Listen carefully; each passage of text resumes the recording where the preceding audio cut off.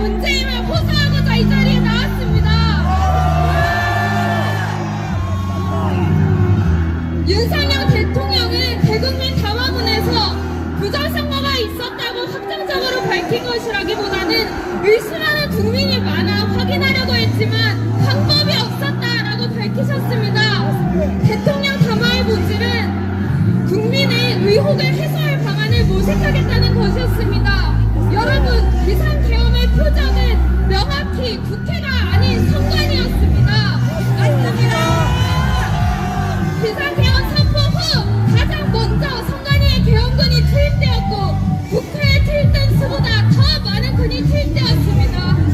그리고 그는 계엄 선포 2분 만에 선관위 컴퓨터실에 들어가 사전투표 명부를 관리하는 통합 명부 시스템 서버 등을 촬영했습니다.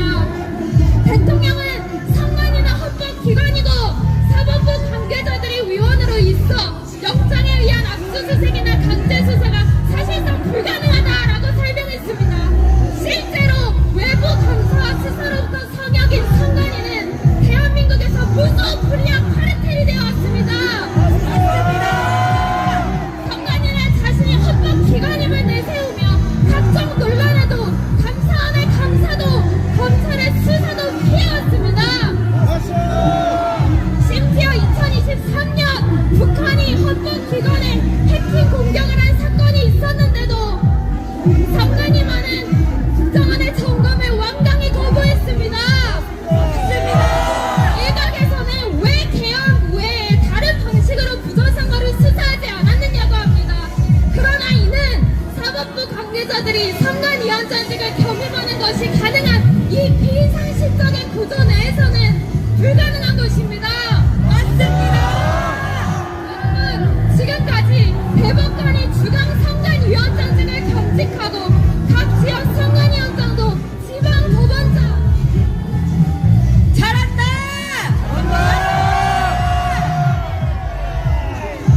부장판사가 겸임하는 관례가 수십 년간 지속되어 왔습니다. 지금도 노태혁 대법관이 중앙선관위원장입니다. 이러한 이해충돌 상황에서 수사기관이 청구한 압수수색 영장을 법원이 발부하는 사례는 없다는 것이 지금까지 선거무효 소송을 진행해온 인사들이 하나같이 말하는 현실입니다. 맞습니다.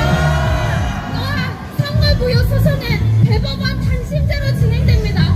그런데 중앙선관위원장을 대법관이 겸직하는 것은 사실상 선수와 심판이 같은 비상식적인 구조입니다. 맞습니다. 여러분, 중앙선관위 서버, 이것은 법조계에서는 수사 성역으로 수사 영장이 절대 발부되지 않는 곳입니다. 실제로 2020년 4.15 총선의 부정선거 의혹에서 법원은 선거에 쓰인 서버와 전자개표 시스템 등을 증거보전 목록에서 끝까지 제외시켰습니다. 맞습니다. 여러분, 언론에서는 5년간 180차례 이상 압수수색이 있었다고 하며 여론을 호도하고 있습니다. 그러나 압수수색 목록 181건 중 단 한 건도 부정선거와 직접적으로 관련이 있는 압수수색은 없었습니다. 맞습니다. 여러분, 검증할 수 없는 선거의 공정성을 어떻게 담보할 수 있겠습니까? 맞습니다. 선관위가 시종일관 자신들의 부정선거에 관여하지 않았다고 주장하지만 누가 자신의 범죄를 제 입으로 진술하겠습니까? 맞습니다. 여러분, 선관위가 스스로에게 준 보안 점수는 100점 만점이었습니다. 그러나 국정원이 같은 기준으로 점검해보니 31.5점이었습니다. 맞습니다. 그런데 선관위가 하는 말을 우리가 어떻게 절대적인 사실로 믿을 수가 있겠습니까? 맞습니다. 여러분, 외부 감시를 받지 않는 조직을 부패하기 마련입니다.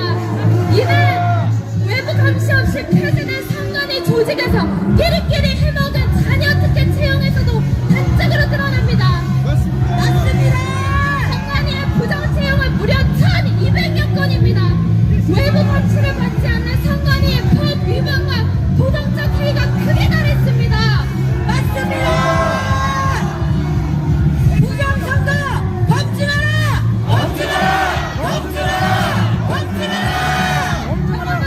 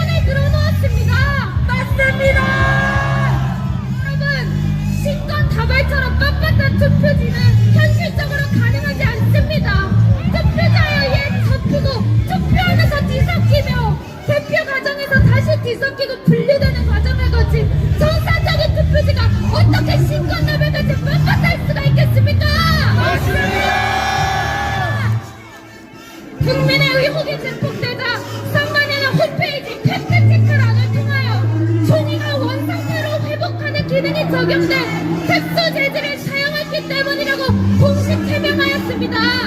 그리고 작년에 또다시 같은 내용의 영상을 홈페이지에 게시했습니다. 그러나 계엄 이후 국민들의 사이에서 논란이 커지자 영상이 삭제하였습니다. 정말 떳떳한 사실이라며 왜 삭제하셨습니까?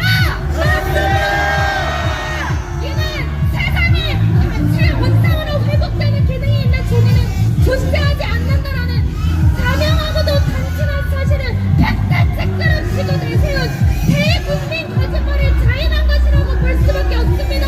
맞습니다. 여러분, 왜 형상기억 종이에 대학생들이 분노하는 줄 아십니까? 그렇게 터무니없고 비상식적인 거짓말로 이 젊은 지성애들을 농락하는 성관이의 뻔뻔한 민낯을 보았기 때문입니다. 그리고 성관이는 서버를 공개하라는 국민적 요구에 끈질기게 거부하고 있습니다. 그렇게 대응할수록 국민의 의심은 더욱 증폭될 수밖에 없습니다.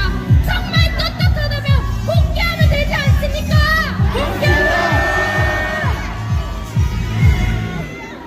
정말 억울한 자는 다 깝니다. 그 어떤 사기와도 비할 수 없는 최대 사기, 선거 사기 누명을 쓰고 있는 것이라면 서버를 공개해서 이에 대한 의혹을 해소하는 것이 맞지 않습니까? 맞습니다. 더 심각한 것은 대법원입니다. 대법원은 비정상적인 투표지를 아무리 내밀어도 제대로 된 해명이나 물증을 제시하지도 못하는 선관위의 주장만을 일방적으로 받아들이며 그 차고 넘치는 물증을 도모했습니다. 맞습니다. 부정선거 검증하라! 검증하라! 검증하라! 검증하라! 선관위는 서버를 공개하라! 공개하라! 공개하라! 공개하라! 여러분, 대법관은 마치 선관위의 대리인이라도 되는 듯 뚜렷한 물증이 없어도 선관위의 말이라면 그럴 것보다고 인정해주었습니다. 여러분, 2023년에 국정원 점검 결과 나중에 거짓으로 밝혀진 선관위 인식사무소의 인터넷망이 주간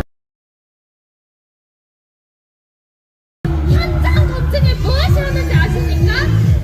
선관위의 2시간짜리 PPT 발표였습니다. 말이 되냐? 그것이 어떻게 현장 검증이란 말입니까? 맞습니다. 2022년 대선에서는 CCTV가 없거나 CCTV를 종이로 가린 방에 투표함들이 발견되었습니다. 이렇게 투표지가 부실하게 관리되고 있는 것이 다 드러난 것입니다. 맞습니다.